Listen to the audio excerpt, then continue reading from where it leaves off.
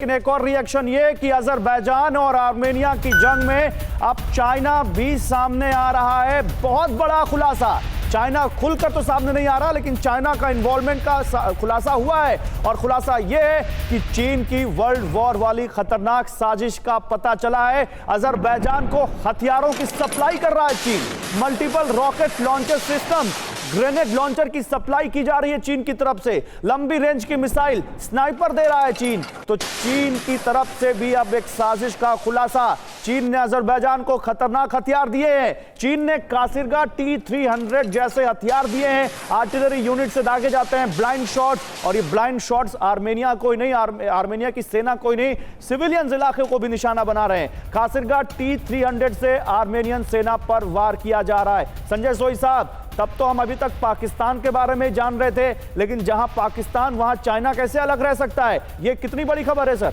नहीं, बिल्कुल, ये जो आप कह रहे हैं बहुत ही ज्यादा चीन का जो दुनिया के लिए शांति खराब करने वाला माहौल है, साफ निकल के सामने आ रहा है। कि एक देखिए, पहले पाकिस्तान खुद अपने आप को संभाल नहीं पा रहा, वो कह रहा है मैं अजरबैजान में जाके अपनी फौज भेजूंगा और आदमी भेजूंगा, खुद अपना देश संभल नहीं रहा इनसे।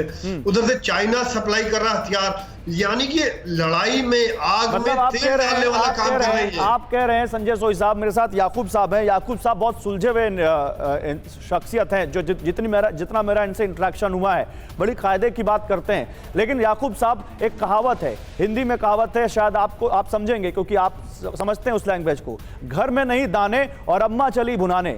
सर, आपकी इकोनॉमिक कंडीशन सही नहीं है, आपकी मिलिट्री कंडीशन सही नहीं है। क्लैश यहां तक होता है जहां तक कहा जाता है कि जो डेमोक्रेटिक कंट्री होने का नाम लेता है पाकिस्तान, मिलिट्री ऊपर से उनको रूल करती है, मिलिट्री पीछे से उनके ऊपर अपनी कई बातें चलाती है। ऐसे में अजरबैजान के साथ इस तरह से पाकिस्तान का खड़ा होना, क्या पाकिस्तान को दुनिया के मोर्चे पर भी डिमीन नहीं करेगा? और क्या पाकिस्तान के लिए, खुद के लिए, ये एक सेटबैक नहीं होगा? देखें गौरव जी, मिलिट्री असिस्टेंस भी इसीलिए दी जाती है कि उसके बैकग्राउंड में आपका नेशनल इंटरेस्ट ये होता है कि आपको उसमें कोई ना कोई इकोनॉमिकल बेनिफिट होते हैं। अच्छा, सऊदीया को ये कह रहे हैं, कुछ साहब कह रहे थे कि पाकिस्तान के पास देने को कुछ नहीं है। अगर ऐसी बात होती, मिलिट्री इतनी वीक होती, तो सऊदीया 2 डिवीजन फोर्स ना मांगता पाकिस्तान से यमन के अगेंस्ट, जिसको पाकिस्तान की पार्लियामेंट ने रिफ्यूज कर दिया था।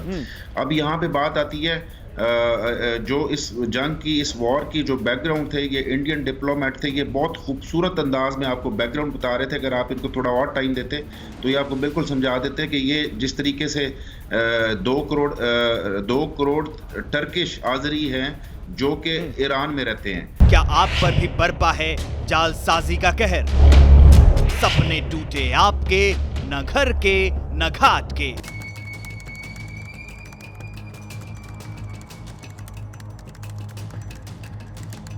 देखिए लूट घर हर रात 9:30 बजे। फिक्र आपकी,